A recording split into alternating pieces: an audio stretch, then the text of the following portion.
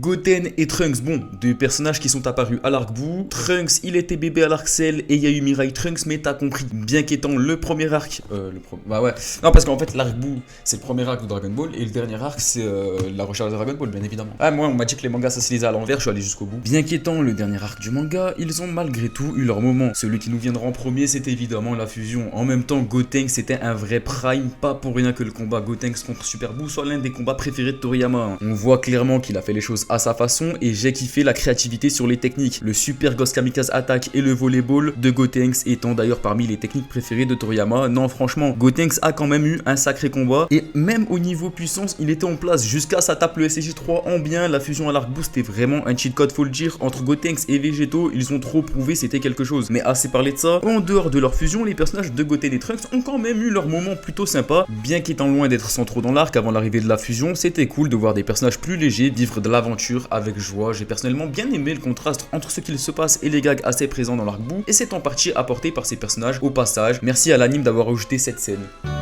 C'est mon papa! Eh bien, quel gaillard! Tu m'as l'air d'être un sacré petit coquin, toi! Après, les personnages ont une bonne dynamique entre eux. D'ailleurs, j'ai plutôt bien aimé leur combat. J'ai kiffé aussi comment Vegeta il a mis de l'ego dedans alors que Goku il s'en bat les couilles complètement. C'était bien marrant. En revanche, ici on est vraiment sur leur introduction. S'ils sont intéressants, c'est parce que c'est la descendance de Goku et Vegeta, donc forcément avec le lien qu'ils ont avec leur paternel, par leur amitié et les scènes plus légères qu'ils peuvent apporter au récit, mais aussi par leur rapport avec la fusion. En dehors de ça, il y a Goten qui a sa dynamique avec Gohan, mais c'est surtout sympa de voir les gosses de Goku et Vegeta vivre leurs aventures. Ils ont quand même chacun d'eux eu des scènes plutôt marquantes, même si c'est pas forcément eux qu'on va retenir en premier dans l'arc. Et bien sûr c'est l'arc final, donc après 10 ans, supposé être 10 ans de paix, enfin, selon Dragon Ball Super, la paix c'est assez relatif, hein. Il y a même carrément un moment, la planète elle a pété, mais bon, à l'aise, c'était censé être 10 ans à peu près de paix. La conclusion qui nous est donnée par Toriyama de ces personnages est plutôt ouverte. Disons qu'ils ont une situation de base, Goten est plus intéressé par sa copine que par l'entraînement, et Trunks, bah pour le coup, on n'a pas vraiment d'infos à son sujet, mais il est là, il est présent. Bref, on est vraiment sur des personnages qui ont encore tout à raconter en fait. Mais avant de parler des différentes suites, parlons un peu des OAV, films Dragon Ball qui les mettent en scène. Le premier où on les voit, c'est dans le film Le Retour de Broly, où pour le coup, les personnages ont eu quelques scènes sympas. Après, c'est surtout Gohan qui brille dans le film sur le combat. Ils ont été importants pour les gags. Bon, après, le film, c'est pas le meilleur du tout. Ça n'enlève pas quelques scènes sympas, notamment le Kamehameha familial qui est marquant. Bon, par contre, la boucle de ki de Trunks, il a participé, c'est déjà ça, on va pas lui en vouloir. Bon, ensuite, on l'a pu les voir dans Bio Broly. Et pour être honnête, j'ai pas trop beaucoup envie de parler de Bio Broly, hein. Voilà, je pense que ça en dit long, un co-design, l'image du truc. On va dire que ce film n'existe pas et on vivra tous très bien comme ça. D'autant plus qu'après, on les a vus dans Fusion où ils se sont tapés contre le H en légende. Et ça en vrai, on prend. On s'est tapé Gotenks et Gogeta dans le même film. On prend. Par la suite, on a pu les voir dans l'attaque du dragon où on aura une relation plutôt intéressante entre Trunks et Tapion, une dynamique qui sera surtout dans le côté où Tapion voit Trunks comme son petit frère, tout ça. Et Trunks, lui, il respecte beaucoup Tapion, hein. Il le voit vraiment comme un modèle et tout, tu vois, ça a l'air d'être vraiment une relation sincère et tout, et c'est intéressant. Bon, après le délire d'avoir voulu mettre des trucs de Mirai Trunks dans le machin pour faire croire genre c'est l'épée de Tapion qu'il a. On peut y croire quand on négocie, y a pas de souci, mais faut doser, hein, faut arrêter de prendre les gens pour des cons. Non mais voilà, non mais c'est bon, faut le dire. En revanche, Goten, lui, il était vachement plus au second plan. C'est d'ailleurs ce qui a été fait dans Dragon Ball GT. Et oui, Trunks est parmi le trio partant à l'aventure, donc on le verra quand même pas mal. On peut voir qu'il est très différent de Mirai Trunks, logique, après tout, il s'est battu pour ça dans l'arc Cell. En revanche, la dégaine de Scoot qui me rappelle mes meilleurs souvenirs de Pokémon, c'était pas nécessaire, faut le dire. Bon, Goten, il sera plus occupé par les racliques, par la baston, même sous grosse explosion. Autant vous dire qu'au niveau de ces personnages, ça a été assez décevant. Bien qu'au niveau du caractère, ils ont été respectés à peu près, il n'y a pas grand chose qui a été fait. On n'a même pas eu droit à un Gotenks adulte. Et non mais ça pour le coup, c'est dégueulasse. Comment ça? Merci Dragon Ball Heroes d'exister juste pour Gotenks adulte. Je m'en bats les couilles. Comment ça GT, ils ont loupé le coche comme ça, frère?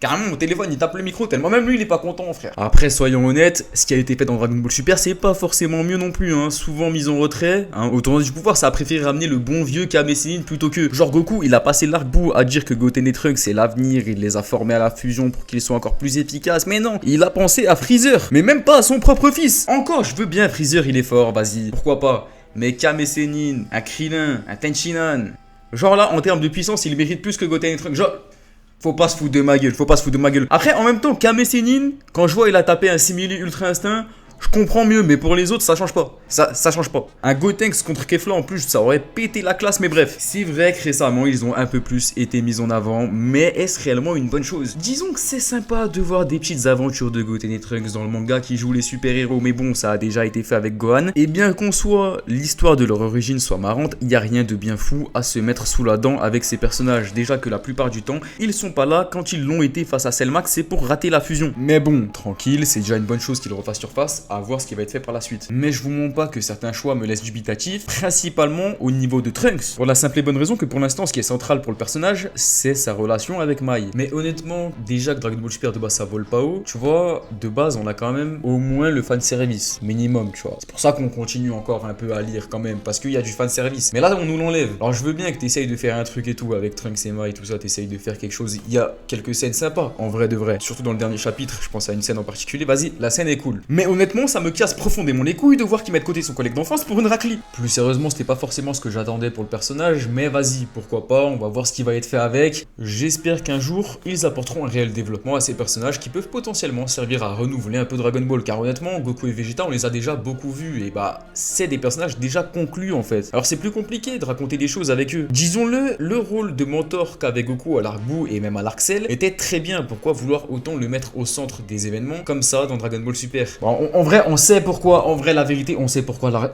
L'argent. Bah oui, forcément, mais c'est pas forcément le sujet. Hein. Je vais pas vous faire un coin de marketing ou mes couilles. Tu vois, Goku, c'est Goku, mon frère, tout le monde le connaît. Logique qu'ils mettent Goku. Mais bon, est-ce que c'est la meilleure solution? Enfin, je veux dire, au bout d'un moment, frérot, tu as 40 ans, lâche ça c'est bon. Laisse les petits, frère. Laisse-leur du buzz, Goku, frère. On en a marre. Non, en vrai, je kiffe Goku, mais bon, vas-y, frère, c'est pour faire ce qu'ils en feront dans Dragon Ball Super. Ah, enfin bon, c'est pas le sujet de la vidéo, et je crois bien que celle-ci, elle est terminée. Donc, à plus, sûrement pour une prochaine vidéo, tout simplement. Voilà.